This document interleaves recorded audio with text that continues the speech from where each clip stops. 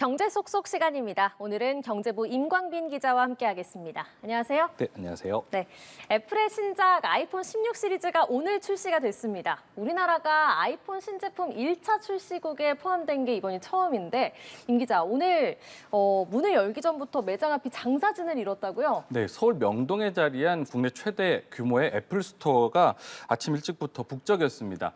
첫 번째 구매자는 해가 뜨기 전부터 기다렸다고 하던데요. 아이폰 16 시리즈를 한시라도 빨리 받아보고 싶은 사람들이 궂은 날씨도 마다하지 않고 줄을 선 겁니다. 애플 사용자들은 충성도가 높기로 유명한데요. 한국이 1차 출시국이 되면서 여행을 왔던 외국인들까지도 아이폰 16 시리즈를 구매하기도 했습니다. 네. 시차상으로 미국보다도 먼저 제품을 받게 됐다는 의미를 부여하기도 했습니다. 네, 애플 사용자들이 다른 그 나라로 가서 애플 아이폰을 먼저 구매하고 이런 경우는 봤어도 맞습니다. 외국인이 우리나라에서 이렇게 사기 위해 왔다는 건 좀 신기한데 네. 통신사들도 이 아이폰 16 시리즈 출시를 기념해서 다양한 이벤트들 마련했다고요? 네, SK텔레콤은 파리올림픽 메달리스트들을 앞세워서 개통 행사를 열었습니다. SK 소속의 펜싱 금메달리스트 구본길, 박상원, 도경동 선수와 역도 은메달리스트 박혜정 선수 등이 사전 예약한 70여 명의 고객들과 함께 사인회와 토크쇼 등을 진행했습니다. KT도 이벤트 응모 당첨자 200명을 초청해서 이벤트를 열었는데요. 참석자들은 사전에 예약한 아이폰 16을 현장에서 즉시에 받았고요. 개통 1호 가입자에게는 호텔 숙박권을 경품으로 제공을 했습니다. LG U+는 공식 온라인몰에서 사전 예약한 구매자들에게 아침 배송으로 아이폰 16을 전달하기도 했습니다. 과거에는 이 통신사들이 프리미엄 스마트폰이 출시될 때마다 이 경쟁적으로 개통 행사를 열어왔는데요. 코로나19 이후에 뜸했던 오프라인 개통 행사를 다시 열고 공격적인 마케팅을 펼치고 있습니다. 네, 이렇게 통신사들이 공격적인 마케팅을 펼치고 있지만 사전 주문 성적은 전작에 비해서 부진하다는 평가가 나오더라고요. 네, 그렇습니다. 아이폰 16 시리즈는 애플이 내놓은 첫 번째 AI 폰이라는 점에서 기대가 굉장히 컸습니다. 네. 하지만 막상 공개되고 보니까 시장 반응이 조금 미지근한 것 같습니다. AI 주요 기능이 내년이나 되어야 탑재될 것이란 전망이 나왔기 때문인데요. 특히 서비스 언어도 당장은 영어만 가능하기 때문입니다. 그렇더라고요. 네, 쉽게 말해서 미완성 작품이라는 평가가 나오는데요. 충성 고객들의 호응에 힘입어서 이 부진을 극복해낼 수 있을지 조금 더 지켜봐야 할 것 같습니다. 네, 알겠습니다. 네. 다음 주제 보겠습니다. 다음 주제는 숨은 가격인데 네. 앞서 리포트로 전해드렸던 내용 맞죠? 맞습니다. 네. 그 배달 자주 시켜 드시는 분들 중에서도 의식하지 않으면 잘 모르시는 분들이 많이 있습니다. 바로 이중 가격제입니다. 매장 가격표와 배달 앱에 표시되는 가격을 처음부터 다르게 책정하는 건데요. 배달 음식의 숨은 가격이라고 합니다. 맥도날드와 KFC, 파파이스, 버거킹 등 대형 프랜차이즈 업체는 이미 도입한 지가 꽤 됐습니다. 맥도날드 대표 메뉴인 빅맥 세트를 예로 들어보겠는데요. 제가 그래프로 준비를 해봤는데 매장에서 사면요 7,200원입니다.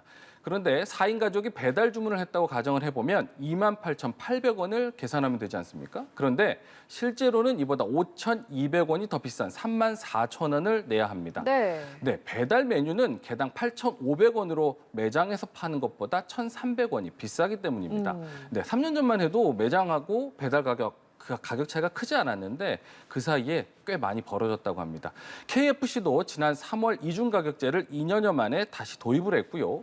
파파이스는 지난 4월 제품 가격을 인상하면서 배달 메뉴 가격을 더 높게 책정을 해서 차이를 뒀습니다.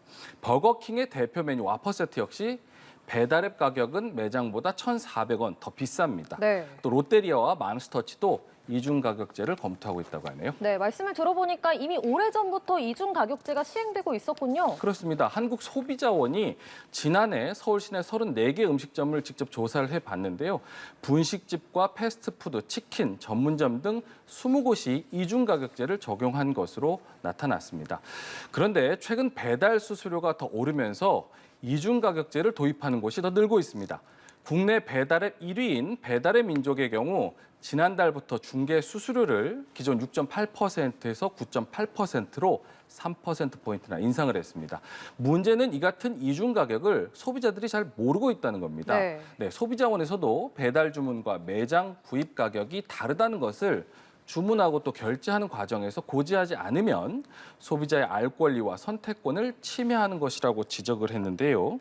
최근 배달앱의 무료 서비스를 이용하는 소비자들이 늘었다고 하지만 이전에 내던 3,000원 안팎의 배달비보다 더 많게 숨은 가격을 지불하는 경우도 적지 않은 것 같습니다. 네, 결국엔 또 소비자에게 부담이 전가될 수밖에 없는 구조인 것 같습니다. 그렇습니다. 그 와중에 조금이라도 비용을 아낄 수 있는 한 가지 팁을 알려드릴 수 있는데요. 네. 요즘 비싸진 배달앱 수수료 때문에 프랜차이즈 업계가 자사 앱 사용을 좀 권장하고 있습니다.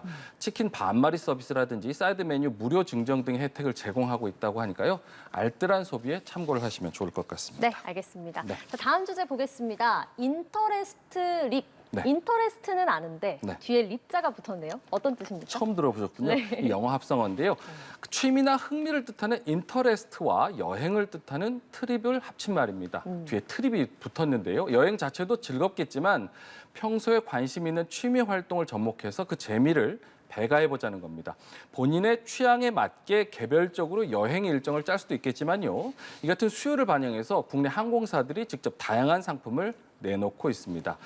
제주항공은 국내 유명 연예기획사죠. 안테나 소속의 아티스트와 일본 여행을 떠나는 여행 심화반 상품을 최근 모객했습니다. 네. 다음 달 21일부터 24일까지 총 4일간 진행되는 일정인데요. 재즈 피아니스트 윤석철이 진행하는 오사카 재즈 위스키 투어, 또 싱어송라이터 이진아가 함께하는 교토 뮤직 피크닉, 이 두 가지입니다. 평소 좋아하는 아티스트와 함께 해외여행을 떠나는 기분 어떨지 기회가 된다면 저도 한번 떠나보고 싶은 마음인데요. 네. 이번에는 축구를 좋아하시는 분들이라면 아시아나 항공권을 주목해봐도 좋을 것 같습니다. 아시아나는 올해 말까지 유럽행 항공권을 구매한 해당 기간 내에 탑승객이 영국 프리미어리그 입장권을 구매할 경우 최대 5만 원까지 할인해 주기로 했습니다.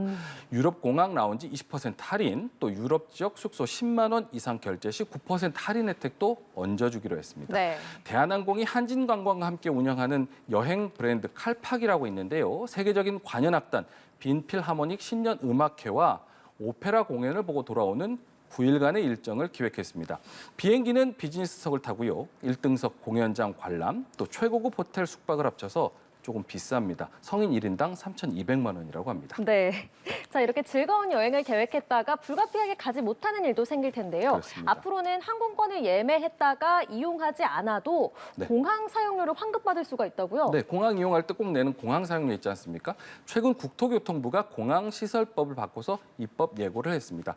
공항을 이용할 때 국제선은 12,000원에서 17,000원, 국내선은 4,000원에서 5,000원씩 공항 사용료를 내야 하는데요. 현재 항공사가 운임에 포함해서 징수를 대행해 왔습니다. 물론 지금도 미탑승 고객이 1년 안에 공항 사용료 환급을 청구하면 돌려받을 수는 있습니다. 하지만 국제항공운송협회 권고에 따른 개별적인 조치로 국내 법령에 따른 조치는 아직 아니었습니다. 그런데 앞으로는 법적 근거가 마련됐기 때문에 비행기 미탑승 시 5년 이내에 공항 사용료 환급을 청구할 수 있게 됐습니다. 네. 자, 마지막 키워드 보겠습니다. 네. 마지막 키워드 괴근 식물인데 네. 저는 처음 들어보는 단어거든요. 처음 들어보시는군요. 예, 무슨 네. 뜻인가요? 저도 최근에 알게 됐는데요. 이름만 듣고는 기괴한 식품 말하는 것, 기괴한 식물을 말하는 것 아닌가 이렇게 생각할 수 있는데요. 네. 그건 아니고요. 덩어리 괴자에 뿌리 근자를 써서 덩어리 뿌리를 가진 식물을 가리킨다고 합니다. 네, 우리 모두가 잘 알고 있는 익숙한 괴근 식물도 있는데요. 바로 고구마가 그렇습니다. 네, 갑자기 친숙한 느낌이 들지 않습니까? 네.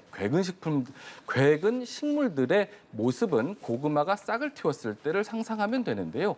종류가 굉장히 많고요. 생긴 것도 제각각이어서 새로운 것을 찾는 젊은이들 사이에서 네. 인기라고 합니다. 네. 3, 4년 전에 반려식물을 키우는 이른바 식집사들을 중심으로 아름아름 유행하기 시작해서 지금은 하나의 작품으로 키우는 문화가 생겼다고 합니다. 네, 저희가 화면으로 계속해서 그 괴근 식물을 사진을 보여드리고 있는데 네. 생김새가 아주 독특합니다. 네. 근데 우리나라 토종 식물은 아니라고요? 네, 괴근 식물은 주로 아프리카나 중동, 중앙 아메리카 이쪽에서 자란다고 합니다. 고온 건조한 곳에서 뿌리를 내리고 자라기 때문에 물을 거의 주지도 않아도 죽지 않는 생명력이 있다고 합니다. 다만 살아있는 식물이다 보니까 까다로운 검역 과정을 거쳐서 수입되는데요. 그래서 가격도 비교적 높게 거래가 되고 있습니다. 다양한 괴근 발음이 참 어렵네요. 괴근 식물들을 한 곳에서 볼 수 있는 기회가 있는데요. 오늘부터 일주일 동안 용산역이 자리한 HDC 아이파크몰에서 이상할수록 더 아름다운 식물을 주제로 팝업 스토어를 오픈한다고 하니까요. 관심 있는 분들은 한 번씩 둘러보셔도 좋을 것 같습니다. 네, 알겠습니다. 경제 속속 지금까지 경제부 임광빈 기자와 함께했습니다. 고맙습니다.